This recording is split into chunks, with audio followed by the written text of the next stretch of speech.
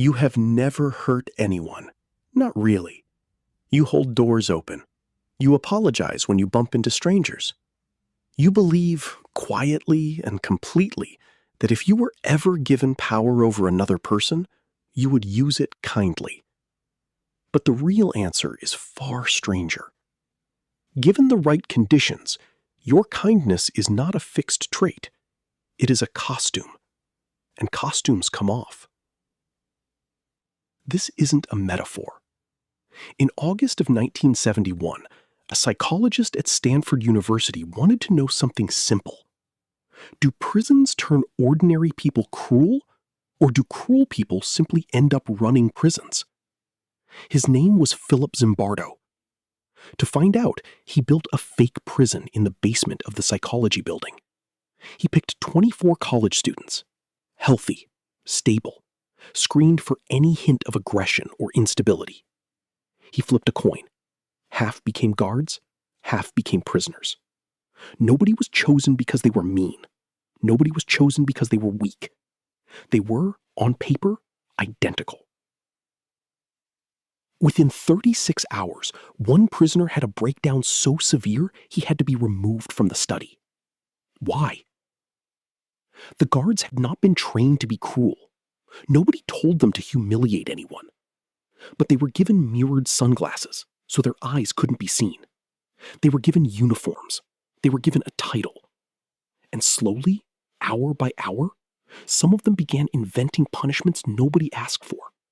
Push-ups, forced humiliation, late-night head counts for no reason at all. One guard, later interviewed, said he was surprised at how much he enjoyed it. He didn't recognize himself. Here's the part that should unsettle you. The study was supposed to run for 2 weeks. It was shut down after 6 days. Not because the guards were secretly cruel people, because ordinary people, placed inside a system that hands them unchecked power, start acting like the system expects them to. Zimbardo called it de-individuation. Strip away your name, your face, your individuality, and something in your brain stops applying its normal rules. You stop being you. You become a role. Does that sound familiar? Think about the last time you wore a uniform, or hid behind a screen name, or joined a crowd chanting something you'd never say alone. Anonymity doesn't just hide you from others. It quietly changes what you're willing to do. For decades, this story became one of psychology's most famous warnings.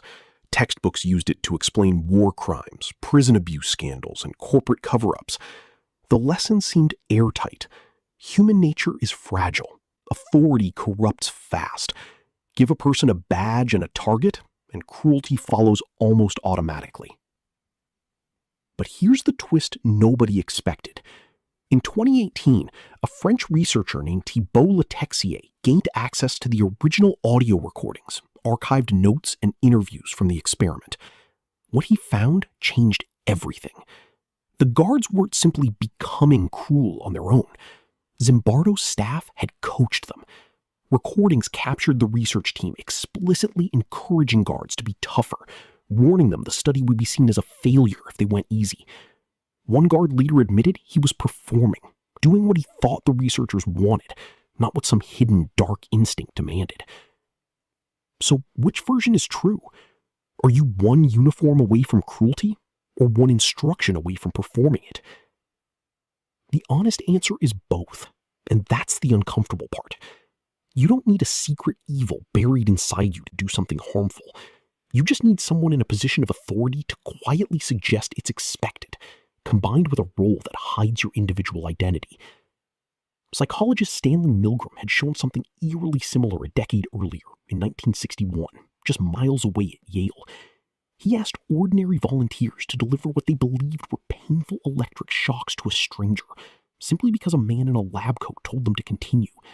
Nearly 2 out of 3 went all the way to the maximum voltage, not because they were sadists, because a calm, authoritative voice kept saying the experiment requires that you continue. Notice the pattern. Zimbardo's guards, Milgram's volunteers. Neither group was secretly monstrous. Both were handed a role, a set of expectations, and permission from someone perceived as an authority. costume did the rest. This is where it gets personal. You felt a version of this. Maybe not with electric shocks or fake prisons, but somewhere quieter. A group chat where you laughed at a joke you wouldn't have made yourself. A workplace where you followed an order you privately disagreed with because everyone else was following it too. A moment online where you typed something harsher than you'd ever say to a person's face. Each of those moments has the same ingredients: distance from consequence, diffusion of individual responsibility, permission from above. Your brain didn't evolve in a world of large, anonymous institutions. For most of human history, you lived in small groups where everyone knew your name, your face, your reputation. Cruelty had a cost because it was always traceable back to you. Modern life removed that traceability. Uniforms, screen names, corporate hierarchies, mob anonymity. They all recreate the exact conditions Zimbardo accidentally built in that basement. Strip the name away, and the ancient social brake pedal stops working. This doesn't mean you're doomed to become cruel the moment you're handed power. Psychologists have found something hopeful buried in the same research. In Zimbardo's own prison, not every guard turned harsh. Some, quietly and consistently, treated prisoners with decency the entire 6 days, even while colleagues escalated around them. When interviewed later, those guards described the same pressures, the same coaching, the same anonymity, but something in them resisted performing the expected role. Researchers now believe the difference often comes down to one thing: awareness. The guards who stayed kind were the ones who recognized in the moment that a system was quietly asking them to become someone else. That single act of noticing is the entire defense.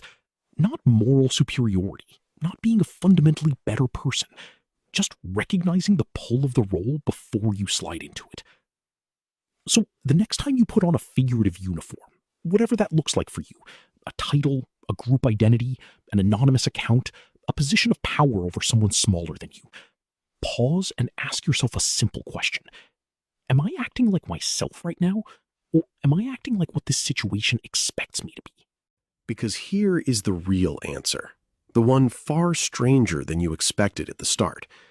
You were never worried about becoming a monster because you assumed monsters are born that way. But the basement in Stanford, and the lab at Yale, and every uniform and screen name since all whisper the same quiet truth.